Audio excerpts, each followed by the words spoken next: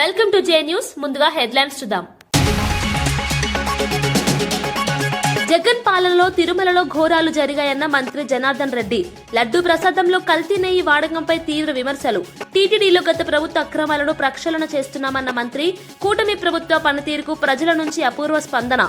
పెట్టుబడిదారులను భయపెట్టేలా ప్రతిపక్షం తీరు ఉందని. శ్రీహరికోట నుంచి ప్రయోగించిన LVM-3 M6 మిషన్ ఘన విజయం. కక్షలోకి చేరిన అత్యంత భారీ ఉపగ్రహంగా బ్లూబర్డ్ బ్లాక్ 2 రికార్డు. భారత వాణిజ్య అంతరిక్ష సామర్థ్యానికి అంతర్జాతీయ గుర్తింపు.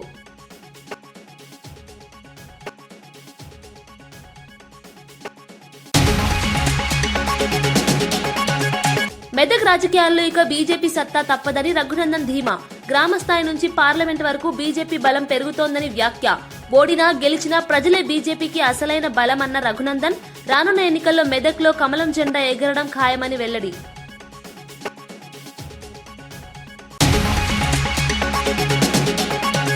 జీరాంజీ బిల్లుతో గ్రామ స్వరాజ్యానికి నూతన శకం మొదలు. ఉపాధి హామీ 125 రోజులకు పెరిగి గ్రామాలకు కొత్త ఊపిరి. రాజకీయ జోక్యం తగ్గించి ఉపాధిలో పారదర్శకత లక్ష్యం. గ్రామీణ ఆర్థిక వ్యవస్థ బలోపేతానికి మైలురాయి కానున్న జీరాంజీ. ఆర్ఆర్ఆర్ పేరిట పేద రైతుల భూములపై దాడి జరుగుతోందని కవిత. పెద్దల భూములు వదిలి పేదల భూములే లక్ష్యమా అని ప్రశ్న. అలైన్మెంట్ మార్పుల వెనుక అవినీతి ఉందని ఆరోపణలు. రైతుల పక్షాన పోరాటం ఆగదని కవిత స్పష్టమైన హెచ్చరిక.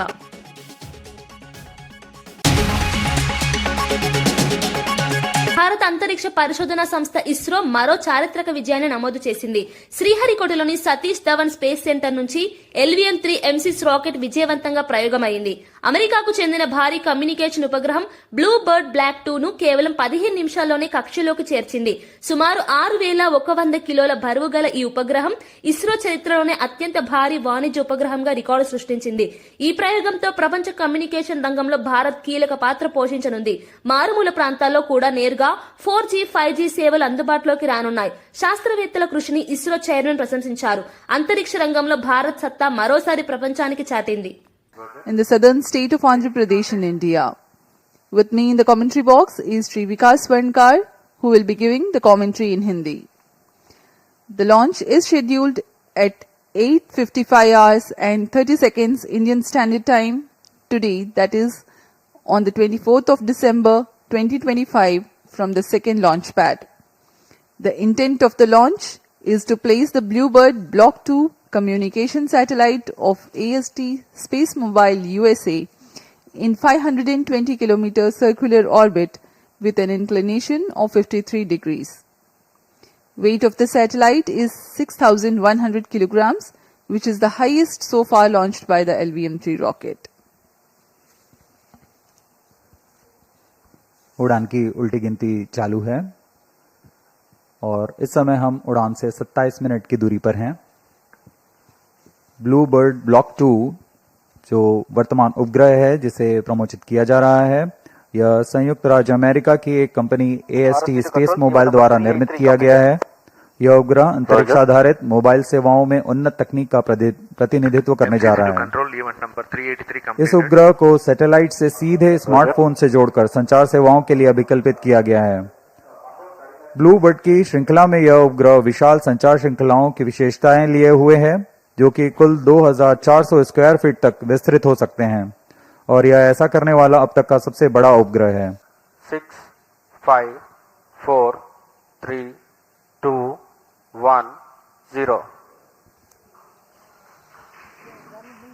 Both S200 motors ignited.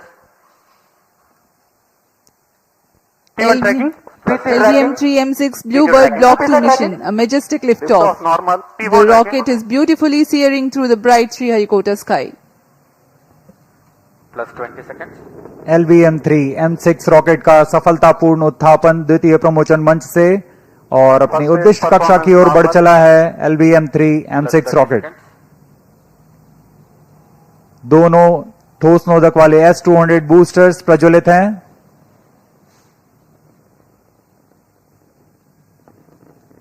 प्रथम चरण का कार्यकाल लगभग 126 सेकंड का होगा और इस दौरान यह लगभग 6000 किलो न्यूटन प्रणोद उत्पन्न कर रहे हैं.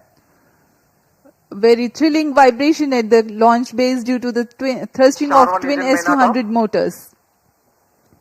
Plus 1 minute. Shato is in main auto. बहुत ही साफ नजारा देखने को मिल रहा है। यहाँ उपस्थित लोगों को बहुत ही रोमांच का अनुभव हो रहा होगा। बहुत दूर तक हम इस यान को देख पा रहे हैं और मुमकिन है कि प्रथम चरण का प्रतिगन भी देख सकेंगे। Each S200 motors generates 5,952 kilonewtons. First Burn stage duration performance for normal. present mission is 132.5 seconds. Medak parliament పరిధిలో రాబోయే అన్ని ఎన్నికల్లో బీజేపీ తన సత్తా చాటుతుందని ఎంపీ రఘునందన్ రావు ధీమా వ్యక్తం చేశారు. మెదక్ జిల్లా వ్యాప్తంగా బీజేపీ మద్దతుతో గెలిచిన సర్పంచ్లు, ఉప సర్పంచ్లు, వార్డు సభ్యులను ఆయన సన్మానించారు. ఈ సందర్భంగా మాట్లాడుతూ రాజకీయాల్లో గెలుపోటములు సహజమని, ఓడిన వారే రేపు ఎంపీటీసీ, జెడ్పీటీసీగా గెలిచే అవకాశం ఉందన్నారు. తాను దుబ్బాక ఎమ్మెల్యేగా ఓడినప్పటికీ ప్రజలు తనను మెదక్ ఎంపీగా లోక్సభకు పంపించారని గుర్తు చేశారు. ఇది ప్రజల్లో బీజేపీపై ఉన్న విశ్వాసానికి నిదర్శనమని తెలిపారు. గ్రామ స్థాయి నుంచి పార్లమెంట్ వరకు బీజేపీ బలపడుతోందని చెప్పారు. కార్యకర్తలే పార్టీకి నిజమైన బలమని పేర్కొన్నారు. రానున్న కాలంలో మెదక్ రాజకీయాల్లో బీజేపీ కీలక పాత్ర పోషిస్తుందని రఘునందన్ రావు స్పష్టం చేశారు.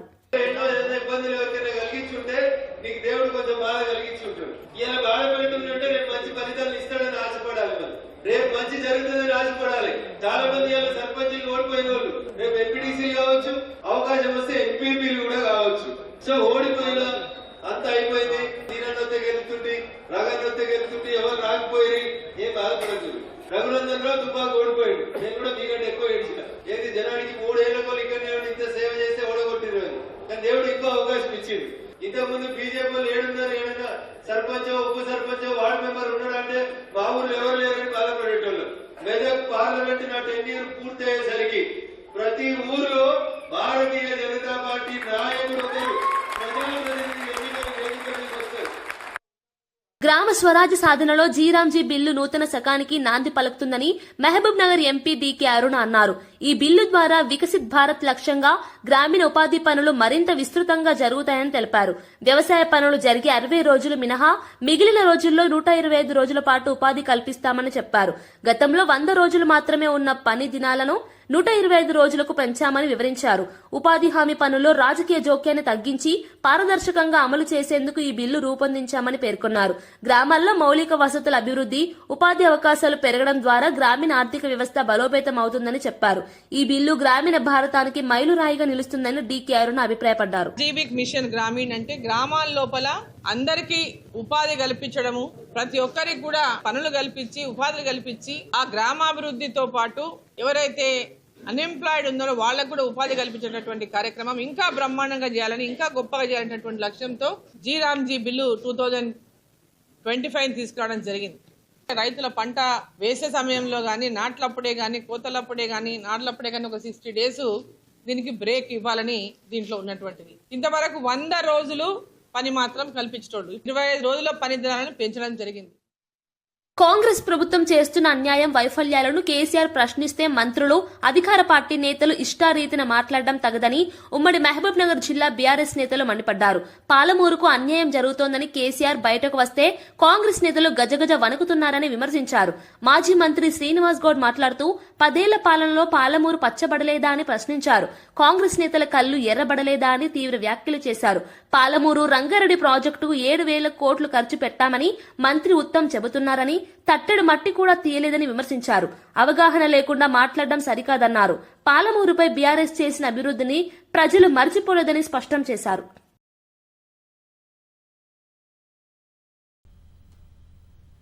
పది సంవత్సరాల్లో పాలమూరు పచ్చబడలేదా? వాస్తవం కాదా? పాలమూరు పచ్చబడ్డది, కాంగ్రెస్ కళ్ళు ఎర్రబడ్డాయి. దేశంలో నెంబర్ 1 స్థానానికి వరి సాగు తెచ్చింది కేసీఆర్ గారు కాదా? తెలంగాణ రాకముందు ఎంత ఉండే లెక్కలున్నాయి మీకు తెలుసా? ఇంతకు మీకు అవగాహన ఉందా? ఏదో నోరు ఉంది కదా అని చెప్పి, అధికారం ఉంది కదా అని ఇష్టానుసారంగా మాట్లాడితే ప్రజలు ఊరుకోరు. గుర్తుపెట్టుకోండి, ఇలా మా జిల్లాకు అన్యాయం జరిగిందని కేసీఆర్ గారు బయటకు వస్తే మీ కళ్ళు మండుతున్నాయా? సికింద్రాబాద్ జవహర్ నగర్ డంపింగ్ యార్డ్ తొలగింపు విషయంలో ప్రభుత్వం అలసత్వం వహిస్తే తీవ్ర పరిణామాలు ఎదుర్కోవాల్సి వస్తుందని ఎంపీ ఈటెల రాజేందర్ హెచ్చరించారు. డంపింగ్ యార్డ్ కారణంగా స్థానిక ప్రజలు అనేక ఆరోగ్య సమస్యలు ఎదుర్కొంటున్నారని అన్నారు. దుర్వాసన, కాలుష్యంతో ప్రజలు తీవ్ర ఇబ్బందులు పడుతున్నారని పేర్కొన్నారు. గతంలో డంపింగ్ యార్డ్ ను తరలిస్తామని హామీలిచ్చినా ఇప్పటి వరకు ఎలాంటి చర్యలు తీసుకోలేదని విమర్శించారు. ప్రజల సహనానికి ఒక హద్దు ఉంటుందని, ఇకపై సహించేది లేదని స్పష్టం చేశారు. వెంటనే ప్రత్యామ్నాయ ఏర్పాట్లు చేసి డంపింగ్ యార్డును తొలగించాలని డిమాండ్ చేశారు. ప్రజారోగ్యాన్ని నిర్లక్ష్యం చేస్తే బీజేపీ తరఫున ఉద్యమం చేపడతామని ఈటెల రాజేందర్ హెచ్చరించారు. నమ్మకంతో అయితే ప్రజలు ఇవాళ కూటమికి అత్యధిక మెజార్టీ ఇచ్చి గెలిపించి అక్కడ పెట్టారు. అనేక రకాల సంక్షేమ అభివృద్ధి కార్యక్రమాలు చేస్తూ ముందుకెళ్తున్న తరుణంలో మేము కలిసి ఉన్నాం. ఆ విధంగానే వెళ్తాం. కొన్ని కార్యక్రమాలు మేము చేస్తూ ఉంటాం, కొన్ని కార్యక్రమాలు వాళ్ళు చేస్తారు. ఆ విధంగా కలుపుకొని వెళ్ళాలి అనే ఒక ఆలోచన ఏదైతే ఉందో ఆలోచనని స్వీకరించి ఆ విధంగా ప్రోత్సహించి ఒక ఏదైతే కూటమి సంబంధించిన ఐక్యత కూడా చాటడానికి ఈ కార్యక్రమం ఉపయోగపడిందని నేను భావిస్తున్నాను. అలాగే అంటే ప్రతిపక్షాలు కూడా మన రాష్ట్రంలో జగన్మోహన్ రెడ్డి ఉన్న ఈ కార్యక్రమాలని సంబంధించిన కాకుండా కోటి సంతకాలకు సంబంధించిన అనేక రకాల విషయాలతో పక్కదారి బట్టి చెప్పుకో ప్రయత్నం కూడా రాష్ట్రంలో నడుస్తుంది. కనుక పచ్చగా ఉంటే కొందరు ఊరుకోలేరు. ఆ విధమైన పరిస్థితి కూడా ఉంది. కానీ ఈ యాత్ర ద్వారా ఒక సమైక్య స్ఫూర్తి రగిల్చడం తప్పనిసరిగా కొన్ని లోటుపాట్లు ఉన్నాయి. వాటిని కూడా సరిదిద్దుకొని ముందుకెళ్తాం. ఆ విధంగా వెళ్ళడానికి కూడా మాకు యాత్ర దోహదపడిందని మీకు తెలియజేస్తున్నాను. రేపు ఈ యొక్క యాత్రకి ఒక అద్భుతమైన ముగింపులా మన యొక్క అమరావతిలో అనేక రకాల నిర్మాణాలు జరుగుతున్నాయి. కానీ ఎవరి విగ్రహం కూడా అమరావతిలో లేదు. అమరావతిలో వచ్చే మొట్టమొదటి విగ్రహం అది కూడా అటల్ బిహారీ వాజ్పేయి గారిది రావటం, దాంట్లో ముఖ్యమంత్రి గారి చొరవ, ఆయన తీసుకున్న ఏదైతే ఒక నిర్ణయం అద్భుతమైంది. ఆ విధంగా ఆయన అటల్ స్మృతివనం అని చెప్పి ఒక 3 ఎకరాల స్థలాన్ని కేటాయించడం, దాంట్లో ఒక అద్భుతమైన విగ్రహాన్ని సుమారు 13 అడుగుల అటల్జీ యొక్క విగ్రహ ఆవిష్కరణ కార్యక్రమంతో పాటు భారీ సభ ఉండబోతుంది. పంచాయతీలకు నిధులు విడుదల చేయడంలో కాంగ్రెస్ ప్రభుత్వం తీవ్ర నిర్లక్ష్యం వహిస్తోందని బీజేపీ నేత బండి సంజయ్ మండిపడ్డారు.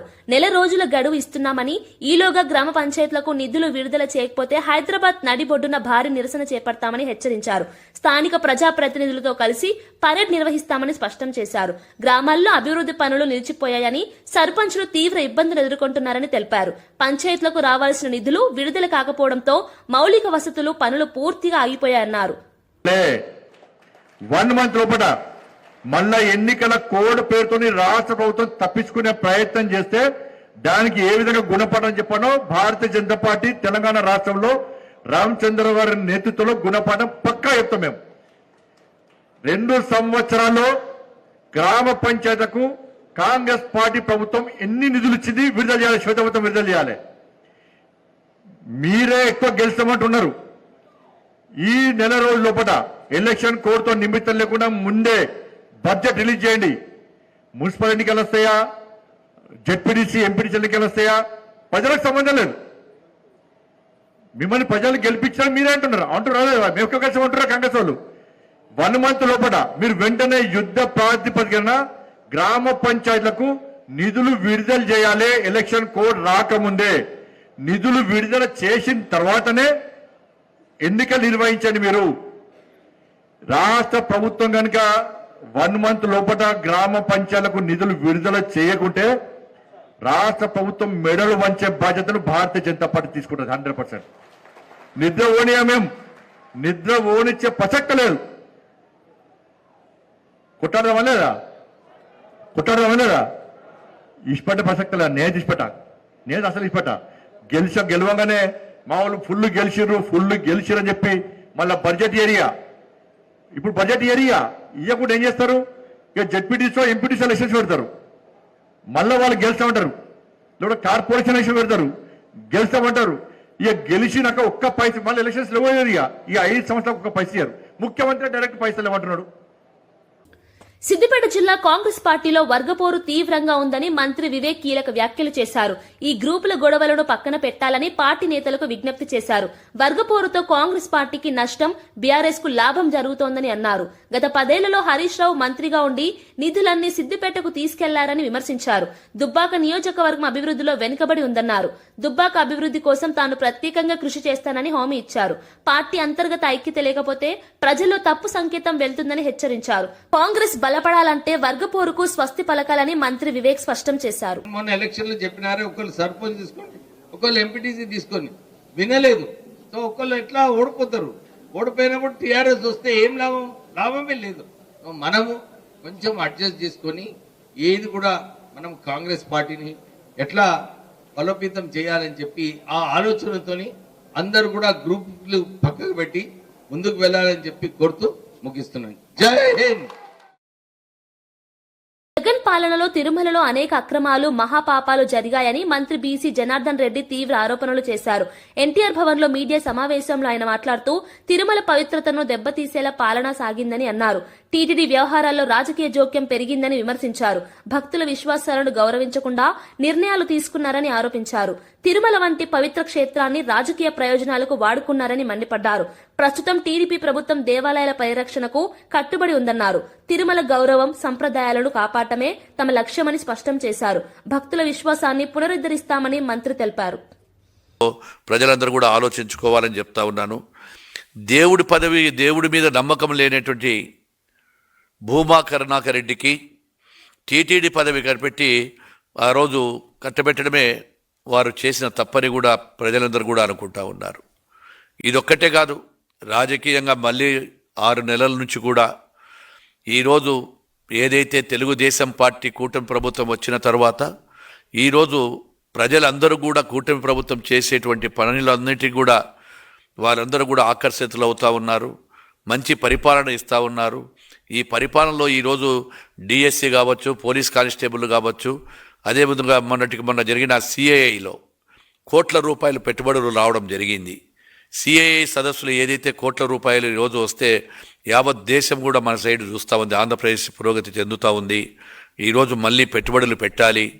పెట్టుబడులు పెట్టడానికి ఒక బ్రాండ్ అంబాసిడర్ అయినటువంటి శ్రీ నారా చంద్రబాబు నాయుడు గారు, అదేవిధంగా మా యువ నాయకుడు ఐటీ మంత్రి అయినటువంటి శ్రీ లోకేష్ బాబు గారి వల్ల ఈరోజు విదేశాలకు వెళ్ళి మా రాష్ట్రానికి రండి, మీకు కావాల్సినటువంటి వనరులన్నీ కూడా చూపిస్తాము, మా వనరులు మీకు గత ప్రభుత్వం మాదిరిగా కాదు, సింగిల్ విండో కిందనే మేమంతా కూడా అనుమతులు ఇస్తున్నామని చెప్పినప్పుడు ఈరోజు ప్రజల ఈ యొక్క ఇన్వెస్ట్మెంట్లకు కూడా నమ్మకం వస్తూ ఉంది.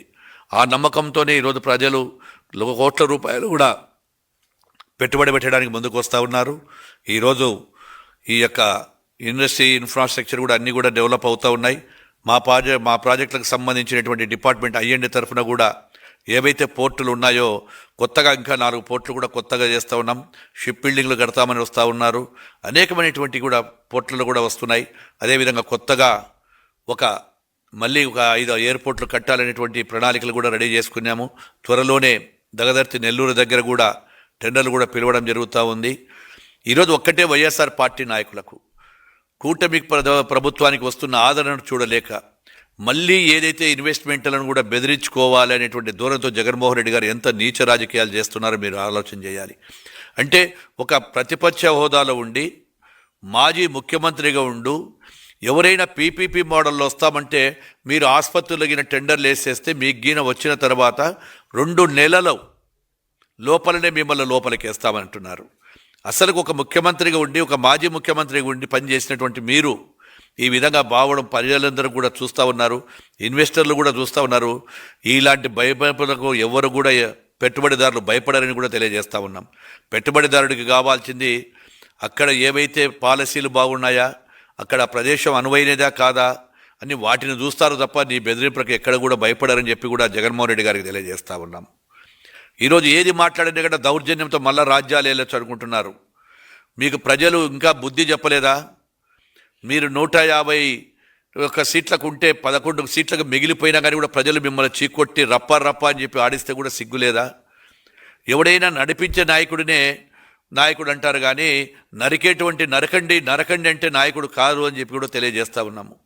ఈరోజు రప్ప అంటే తప్పేంటి? లేకుంటే గిన అభిషేకాలు పొట్టేలను మానవత్వంలో ఉన్నామా లేదా? మీరు మూగ జంతువులు సైతం పబ్లిక్ కోసి మీకు రక్త తర్పణ మీ ఫ్లెక్సీలకు చేస్తే ఆనందపడుతున్నారా మీరు? వైఎస్ఆర్ పార్టీ నాయకులు అడుగుతా ఉన్నాం. ప్రజలంతా కూడా విస్తుపోతున్నారు. మీరు సంక్షేమానికి నిజమైన అండా టీడీపీ మాత్రమేనని ఎమ్మెల్యే బూర్ల రామాంజనేయులు స్పష్టం చేశారు. ఎన్టీఆర్ భవన్ లో నిర్వహించిన మీడియా సమావేశంలో ఆయన మాట్లాడుతూ గత టీడీపీ ప్రభుత్వ హయాంలో క్రైస్తవ మైనార్టీలకు అనేక సంక్షేమ పథకాలు అమలు చేశామని గుర్తు చేశారు. విద్య, ఉపాధి, మౌలిక వసతుల విషయంలో టీడీపీ ఎప్పుడూ క్రైస్తవులకు అండగా నిలిచిందన్నారు. మైనార్టీల ఓట్ల కోసం మాత్రమే మిగతా పార్టీలు మాటలు చెబుతున్నాయని విమర్శించారు. క్రైస్తవుల అభివృద్ధి కోసం స్పష్టమైన విధానాలు టీడీపీకే. ఇంతేకాకుండా ఆ గ్రామాల్లో వాళ్ళ కాలనీల్లో, క్రైస్తవ కాలనీల్లో కావలసినటువంటి మౌలిక వసతులు కల్పించే విషయంలోనూ, అదేవిధంగా ఏవైతే చర్చిలు ఉన్నాయో చర్చిల నిర్మాణానికి కానీ మరమ్మతులకు కానీ ప్రభుత్వం ఇచ్చేటటువంటి ఇతోధికమైనటువంటి సహాయంతో వారు ఎంతో సంతోషంగా ఈ పండుగ జరుపుకుంటున్నారని తెలియజేయడానికి నేను ఎంతో గర్విస్తున్నా. ముఖ్యంగా క్రైస్తవ సోదరులందరూ కూడా ముక్త కంఠంతో ఈ కూటమి ప్రభుత్వం యొక్క పనితీరును, మన ముఖ్యమంత్రి చంద్రబాబు నాయుడు గారి యొక్క ఔదార్యాన్ని, ఆయన క్రైస్తవ సోదరుల పట్ల చూపుతున్నటువంటి ప్రేమాభిమానాలకి వారు అభినందనలు తెలియజేస్తున్నారు. ముఖ్యంగా మనం చూసినట్లయితే క్రైస్తవులకు సంబంధించి తలమానికంగా ఉన్నటువంటి క్రిస్టియన్ భవన్ 2019లో చంద్రబాబు నాయుడు గారు ఈ రాష్ట్రానికి విడిపోయినటువంటి ఒక రాష్ట్రానికి క్రైస్తవుల యొక్క మనోభావాలని అద్దం పట్టే విధంగా ఒక క్రిస్టియన్ భవన్ నిర్మాణం జరగాలని ఆనాడే 16 కోట్ల రూపాయలు మంజూరు చేస్తే గుంటూరు నడిబొడ్డునున్నటువంటి ఆ క్రైస్తవ భవనాన్ని ఆ తర్వాత వచ్చినటువంటి వైసీపీ ప్రభుత్వం పూర్తిగా నిర్వీర్యం చేసింది. ఇచ్చిన డబ్బులు కూడా ఖర్చు పెట్టలేక 9 కోట్ల రూపాయలు ల్యాప్స్ చేయడం అనేటువంటిది జరిగింది. అంటే దీన్ని బట్టి చూస్తే వైసీపీ ప్రభుత్వం క్రిస్టియన్ల పట్ల ఎంత ఈన స్థితిలో, అంటే వారిని ఇబ్బంది పెట్టే పరిస్థితుల్లో చూస్తున్నదన్నటువంటి విషయాన్ని మనకు అర్థమవుతుంది. మళ్ళా మన కూటమి ప్రభుత్వం రావడం, ఆ క్రిస్టియన్ భవన్ నిర్మాణానికి పూర్తి చేయడానికి 10 కోట్ల రూపాయలు అవసరమైతే ఆ 10 కోట్లు కూడా మంజూరు చేయడం అనేటువంటిది జరిగింది. ఇది మనకు ముఖ్యమైనటువంటి విషయం చెప్పుకోవాల్సి వస్తే, మన యువనేత నారా లోకేష్ బాబు గారు యువగళము సమయం కూటమి నేతలు ఐక్యంగా ప్రజల ముందుకు వెళ్లేందుకు అటల్ మోదీ సుపరిపాలన యాత్ర దోహదపడిందని బీజేపీ రాష్ట్ర అధ్యక్షుడు మాధవ్ అన్నారు. ఈ యాత్ర రాష్ట్ర వ్యాప్తంగా విజయవంతంగా సాగిందని చెప్పారు. అన్ని ప్రాంతాల్లో ప్రజల నుంచి సానుకూల స్పందన లభించిందని తెలిపారు. అటల్ బిహారీ వాజ్పేయి, నరేంద్ర మోదీ పాలనలో దేశం సాధించిన అభివృద్ధిని ప్రజలకు వివరించామని అన్నారు. యాత్ర ద్వారా ప్రభుత్వ సంక్షేమ పథకాలు సుపరిపాలన ప్రజలకు మరింత చేరువయ్యాయని చెప్పారు. కూటమి నేతల మధ్య సమన్వయం పెరిగిందని, రానున్న ఎన్నికల్లో ఇది కీలకంగా మారుతుందని అభిప్రాయపడ్డారు. ప్రజల విశ్వాసం బీజేపీ వైపే ఉందని మాధవ్ ధీమా వ్యక్తం చేశారు. చేస్తూ ముందుకెళ్తున్న తరుణంలో మేము కలిసి ఉన్నాం, ఆ విధంగానే వెళ్తాం. కొన్ని కార్యక్రమాలు మేము చేస్తాం, కొన్ని కార్యక్రమాలు వాళ్ళు చేస్తారు, ఆ విధంగా కలుపుకొని వెళ్ళాలి అనే ఒక ఆలోచన ఏదైతే ఉందో ఆలోచనని స్వీకరించి ఆ విధంగా ప్రోత్సహించి ఒక ఏదైతే కూటమి సంబంధించిన ఐక్యత కూడా చాటడానికి ఈ కార్యక్రమం ఉపయోగపడిందని నేను భావిస్తున్నాను. అలాగే అంటే ప్రతిపక్షాలు కూడా మన రాష్ట్రంలో జగన్మోహన్ రెడ్డి ఉన్న ఈ కార్యక్రమాలని సంబంధించిన కాకుండా కోటి సంతకాలకు సంబంధించిన అనేక రకాల విషయాలతో పక్కదారి బట్టి చెప్పుకో ప్రయత్నం కూడా రాష్ట్రంలో నడుస్తుంది. కనుక పచ్చగా ఉంటే కొందరు ఊరుకోలేరు, ఆ విధమైన పరిస్థితి కూడా ఉంది. కానీ ఈ యాత్ర ద్వారా ఒక సమైక్య స్ఫూర్తి రగిల్చడం, తప్పనిసరిగా కొన్ని లోటుపాట్లు ఉన్నాయి, వాటిని కూడా సరిదిద్దుకొని ముందుకెళ్తాం. ఆ విధంగా వెళ్ళడానికి కూడా మాకు యాత్ర దోహదపడిందని మీకు తెలియజేస్తున్నాను. అందరూ రేపు ఈ యొక్క యాత్రకి ఒక అద్భుతమైన ముగింపులా మన యొక్క అమరావతిలో అనేక రకాల నిర్మాణాలు జరుగుతున్నాయి, కానీ ఎవరి విగ్రహం కూడా అమరావతిలో లేదు. అమరావతిలో వచ్చే మొట్టమొదటి విగ్రహం అది కూడా అటల్ బిహారీ వాజ్పేయి గారిది రావటం, దాంట్లో ముఖ్యమంత్రి గారి చొరవ, ఆయన తీసుకున్న ఏదైతే ఒక నిర్ణయం చో అద్భుతమైంది. ఆ విధంగా ఆయన అటల్ స్మృతివనం అని చెప్పి ఒక 3 ఎకరాల స్థలాన్ని కేటాయించడం, దాంట్లో ఒక అద్భుతమైన విగ్రహాన్ని సుమారు 13 అడుగుల అటల్జీ యొక్క విగ్రహ ఆవిష్కరణ కార్యక్రమంతో పాటు భారీ సభ ఉండబోతుంది.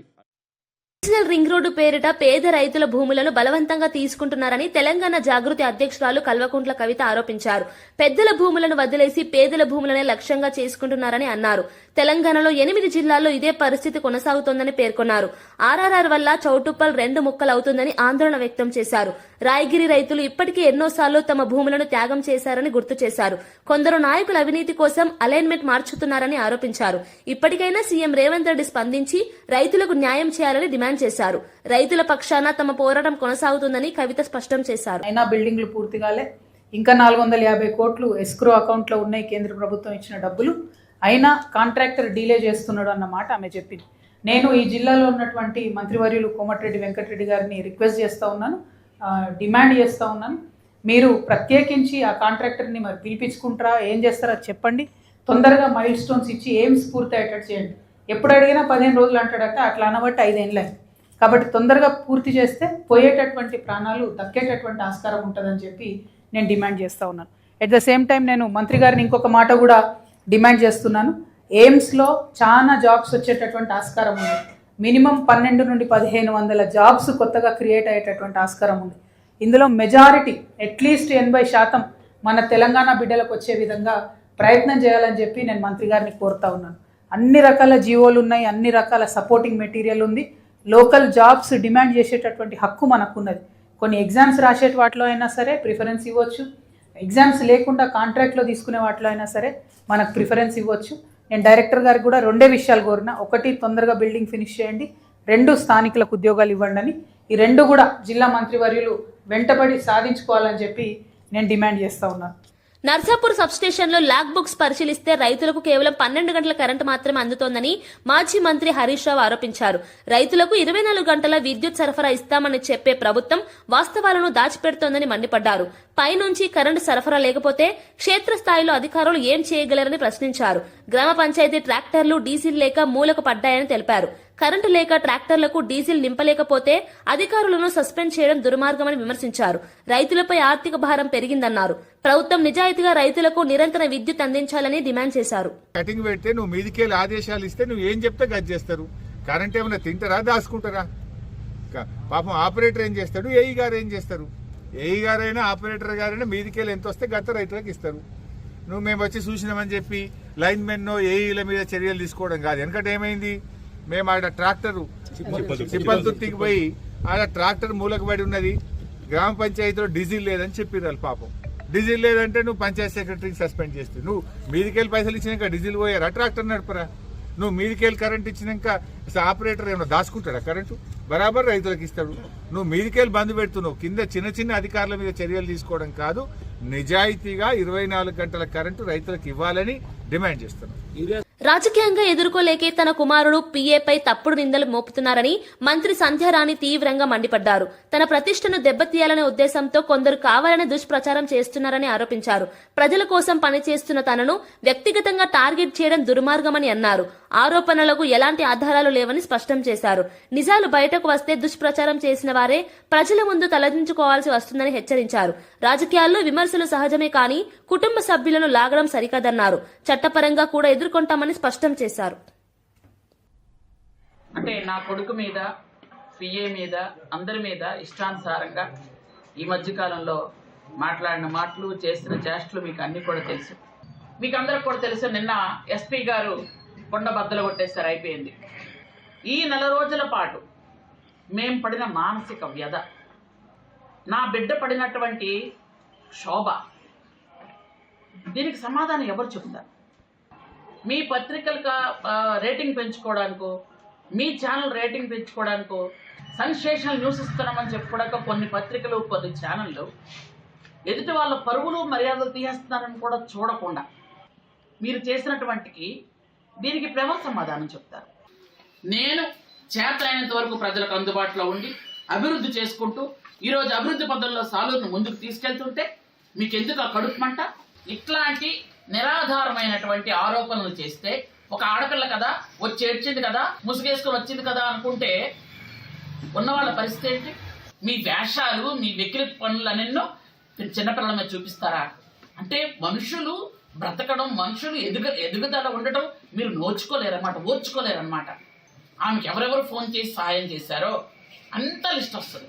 లిస్ట్ వచ్చిన తర్వాత ఎవరిని విడిచిపెట్టే ప్రసక్తి లేదు.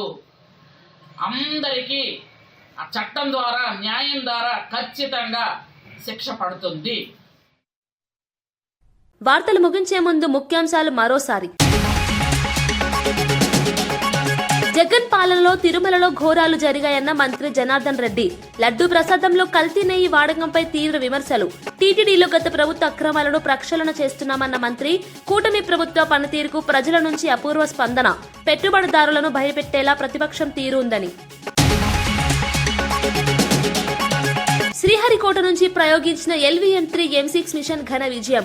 కక్షలోకి చేరిన అత్యంత భారీ ఉపగ్రహంగా బ్లూబర్డ్ బ్లాక్ 2 రికార్డు. భారత వాణిజ్య అంతరిక్ష సామర్థ్యానికి అంతర్జాతీయ గుర్తింపు.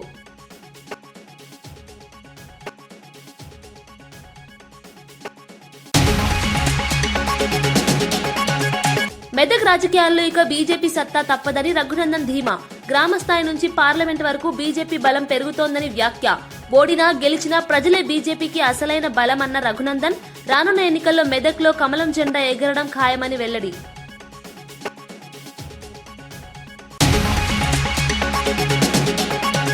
జీరాంజీ బిల్లుతో గ్రామ స్వరాజ్యానికి నూతన శకం మొదలు. ఉపాధి హామీ 125 రోజులకు పెరిగి గ్రామాలకు కొత్త ఊపిరి. రాజకీయ జోక్యం తగ్గించి ఉపాధిలో పారదర్శకత లక్ష్యం. గ్రామీణ ఆర్థిక వ్యవస్థ బలోపేతానికి మైలురాయి కానున్న జీరాంజీ. ఆర్ఆర్ఆర్ పేరిట పేద రైతుల భూములపై దాడి జరుగుతోందని కవిత. పెద్దల భూములు వదిలి పేదల భూములే లక్ష్యమా అని ప్రశ్న. అలైన్మెంట్ మార్పుల వెనుక అవినీతి ఉందని ఆరోపణలు. రైతుల పక్షాన పోరాటం ఆగదని కవిత స్పష్టమైన హెచ్చరిక.